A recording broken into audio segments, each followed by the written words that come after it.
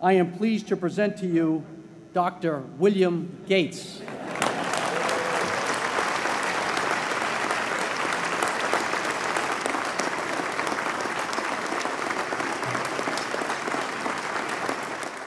Thank you.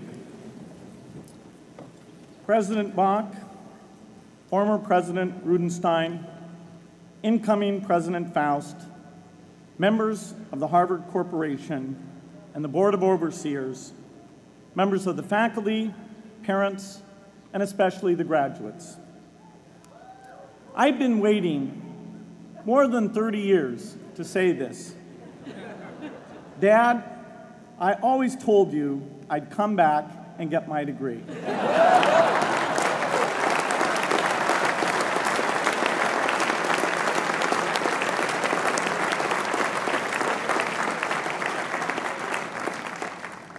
I want to thank Harvard for this honor. I'll be changing my job next year, and it will be nice to finally have a college degree on my resume. I applaud the graduates for taking a much more direct route to your degrees. For my part, I'm just happy that the Crimson called me Harvard's most successful dropout.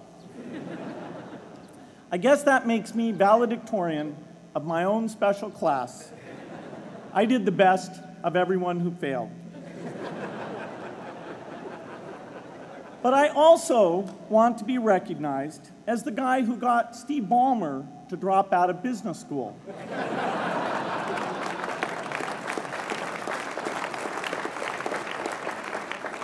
I'm a bad influence. That's why I was invited to speak at your graduation. If I'd spoken at your orientation, fewer of you might be here today.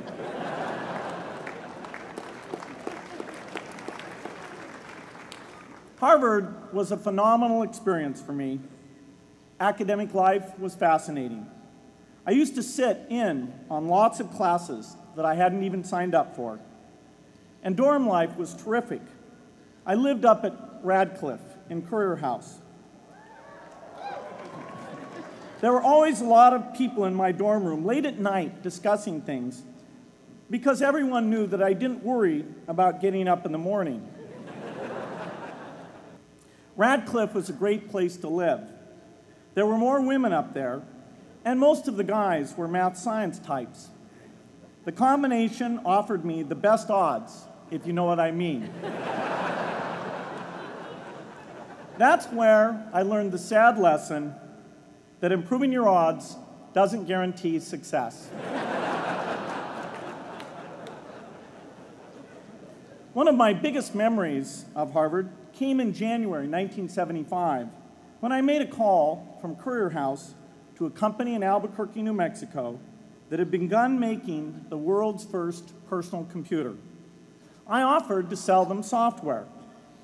I worried they would realize I was just a student in a dorm and hang up on me. Instead, they said, "We're not quite ready.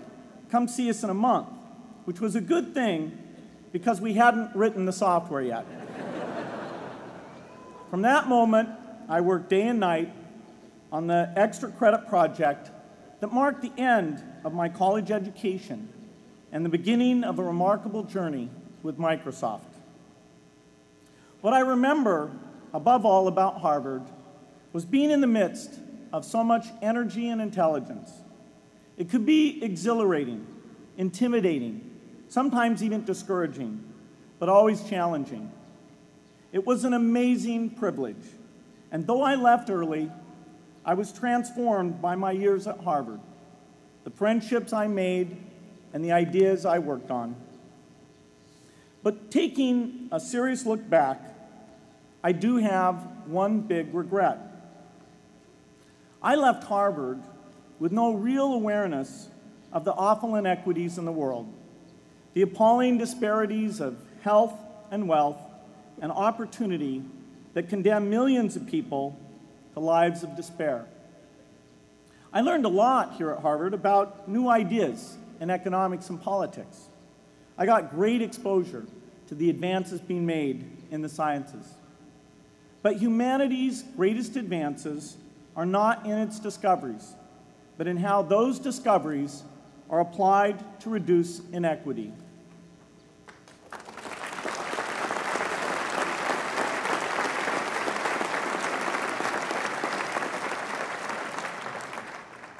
Whether through democracy, strong public education, quality health care, or broad economic opportunity, reducing inequity is the highest human achievement. I left campus knowing little about the millions of young people cheated out of educational opportunities here in this country. And I knew nothing about the millions of people living in unspeakable poverty and disease in developing countries. It took me decades to find out. You graduates came to Harvard at a different time. You know more about the world's inequities than the classes that came before. In your years here, I hope you've had a chance to think about how, in this age of accelerating technology, we can finally take on these inequities and we can solve them. Imagine, just for the sake of discussion, that you had a few hours a week and a few dollars a month to donate to a cause. And you wanted to spend that time and money where it would have the greatest impact in saving and improving lives. Where would you spend it? For Melinda and I, the challenge is the same. How can we do the most good for the greatest number with the resources we have?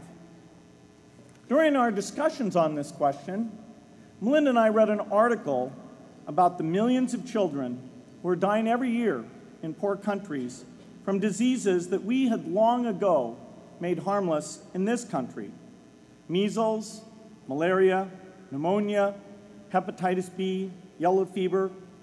One disease that I had never heard of, rotavirus, was killing 500,000 children each year, none of them in the United States.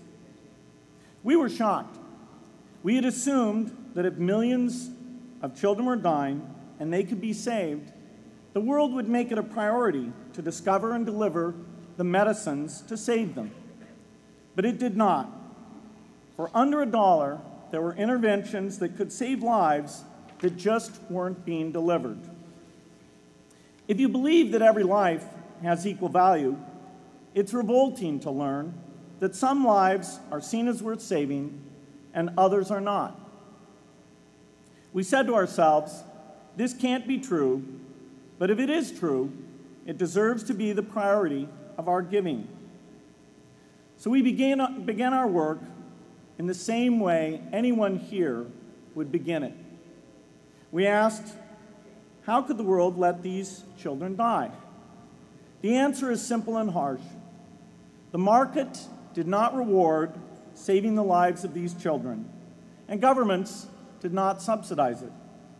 So the children died because their mothers and fathers had no power in the market and no voice in the system. But you and I have both. We can make market forces work better for the poor if we can develop a more creative capitalism. If we can stretch the reach of market forces so that more people can make a profit, or at least earn a living, serving people who are suffering from the great inequities. We can also press governments around the world to spend taxpayer money in ways that better reflect the values of the people who pay the taxes. If we can find approaches that meet the needs of the poor in ways that generate profits for business and votes for politicians, we will have found a sustainable way to reduce inequity in the world. Now, this task is open-ended. It can never be finished. But a conscious effort to answer this challenge can change the world. I'm optimistic that we can do this. But I talk to skeptics who claim there is no hope. They say, inequity has been with us since the beginning and will be with us until the end, because people just don't care. I completely disagree. I believe we have more caring than we know what to do with. All of us here in this yard, at one time or another, have seen human tragedies that broke our heart, and yet we did nothing, not because we didn't care, but because we didn't know what to do. If we had known how to help, we would have acted. The barrier to change is not too little caring. It is too much complexity. To turn caring into action, we need to see a problem, see a solution, and see the impact. But complexity blocks all three steps. Even with the advent of the internet and 24-hour news, it is still a complex enterprise to get people to truly see the problems. When an airplane crashes, officials immediately call a press conference. They promise to investigate, determine the cause, and prevent similar crashes in the future. But if the officials were brutally honest, they would say, of all the people in the world who died today from preventable causes, 0.5% were on this plane. We're determined to do everything possible to solve the problem that took the lives of the 0.5%. The problem is not just the plane crash, but the millions of preventable deaths. We don't read much about these deaths. The media covers what's new, and millions of people dying is nothing new. So it stays in the background where it's easy to ignore. But even when we do see it or read about it, it's difficult to keep our eyes on the problem. It's difficult to look at suffering if the situation is so complex that we don't know how to help. And so we look away. If we can really see a problem, which is the first step, we come to the second step, cutting through the complexity to find a solution. Finding solutions is essential if we want to make the most of our caring. If we have clear and proven answers anytime an organization or individual asks, "How can I help?" then we can get action, and we can make sure that none of the caring in the world is wasted. But complexity makes it hard to mark a path of action for everyone who cares, and makes it hard for their caring to matter. Cutting through complexity to find solutions runs through 4 predictable stages: determine a goal, find the highest impact approach, deliver the technology ideal for that approach, and in the meantime, use the best application of technology you already have, whether it's something sophisticated like a new drug or something simple like a bed net. The AIDS epidemic offers an example. The broad goal, of course, is to end the disease. The highest leverage approach is prevention. The ideal technology would be a vaccine that gives lifelong immunity with a single dose. So governments, drug companies, and foundations are funding vaccine research. But their work is likely to take more than a decade. So in the meantime, we have to work with what we have in hand, and the best prevention approach we have now is getting people to avoid risky behavior. Pursuing that goal starts the 4-step cycle again. This is the pattern.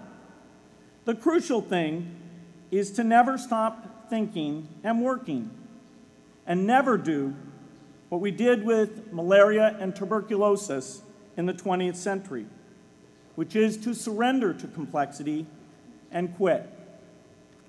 The final step, after seeing the problem and finding an approach, is to measure the impact of the work and to share that, success or failure, so that others can learn from the efforts. You have to have the statistics, of course. You have to be able to show, for example, that a program is vaccinating millions more children. You have to be able to show, for example, a decline in the number of children dying from the diseases. This is essential not just to improve the program, but also to help draw more investment from business and government. But if you want to inspire people to participate, you have to show more than numbers. You have to convey the human impact of the work so people can feel what saving a life means to the families affected. I remember going to the World Economic Forum some years back and sitting on a global health panel that was discussing ways to save millions of lives. Millions! Think of the thrill if you could save just one person's life, then multiply that by millions. Yet, this was the most boring panel I've ever been on. Ever. So boring, even I couldn't stand it. What made that experience especially striking was that I had just come from an event where we were introducing version 13 of some piece of software, and we had people jumping and shouting with excitement. I love getting people excited about software, but why can't we generate even more excitement for saving lives? You can't get people excited unless you can help them see and feel the impact.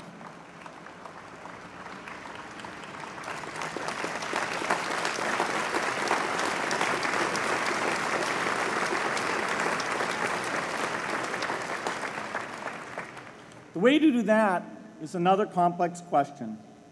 Still, I'm optimistic. Yes, inequity has been with us forever, but the new tools we have to cut through complexity have not been with us forever. They are new. They can help us make the most of our caring, and that's why the future can be different from the past. The defining and ongoing innovations of this age, biotechnology, the personal computer, and the internet, give us a chance we've never had before to end extreme poverty and end death from preventable disease. 60 years ago, George Marshall came to this commencement, and he announced a plan to assist the nations of post-war Europe. He said, I quote, "I think one difficulty is that the problem is one of such enormous complexity that the very mass of facts presented to the public by press and radio make it exceedingly difficult for the man in the street to reach a clear appraisement of the situation. It is virtually impossible at this distance to grasp at all the real significance of the situation." 30 years after Marshall made his address, which was 30 years ago, as my class graduated without me, technology was emerging that would make the world smaller, more open, more visible, less distant. The emergence of low-cost personal computers gave rise to a powerful network that has transformed opportunities for learning and communicating. The magical thing about this network is not just that it collapses distance and makes everyone your neighbor. It also dramatically increases the number of brilliant minds we can bring in to work together on the same problem, and it scales up the rate of potential innovation to a staggering degree. At the same time, for every person who has access to this technology, 5 people don't. That means many creative minds are left out of this discussion. Smart people with practical intelligence and relevant experience who don't have the technology to hone their talents or contribute their ideas to the world. We need as many people as possible to gain access to this technology, because these advances are triggering a revolution in what human beings can do for one another. They are making it possible, not just for national governments, but for universities, corporations, small organizations, and even individuals to see problems, see approaches, and measure the impact of their efforts to address the hunger, poverty, and desperation George Marshall spoke of 60 years ago. Members of the Harvard family, here in the yard is one of the great collections of intellectual talent in the world. For what purpose? There is no question that the faculty, the alumni, the students, and the benefactors of Harvard have used their power to improve the lives of people here and around the world. But can we do more? Can Harvard dedicate its intellect to improving the lives of people who will never even hear its name? Let me make a request of the deans and the professors, the intellectual leaders here at Harvard. As you hire new faculty, award tenure, review curriculum, and determine degree requirements, please ask yourself, should our best minds be more dedicated to solving our biggest problems? Should Harvard encourage its faculty to take on the world's worst inequities?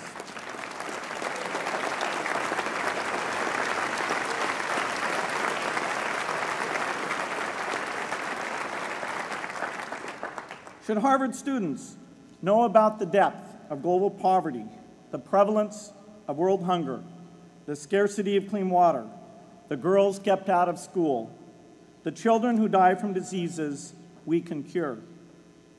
Should the world's most privileged learn about the lives of the world's least privileged? These are not rhetorical questions.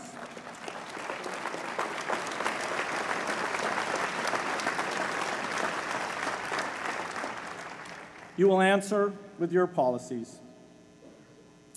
My mother, who was filled with pride the day I was admitted here, never stopped pressing me to do more for others. A few days before I was married, she hosted a bridal event at which she read aloud a letter about marriage that she had written to Melinda. My mother was very ill with cancer at the time, but she saw one more opportunity to deliver her message, and at the close of the letter she said, "From those to whom much is given, much is expected."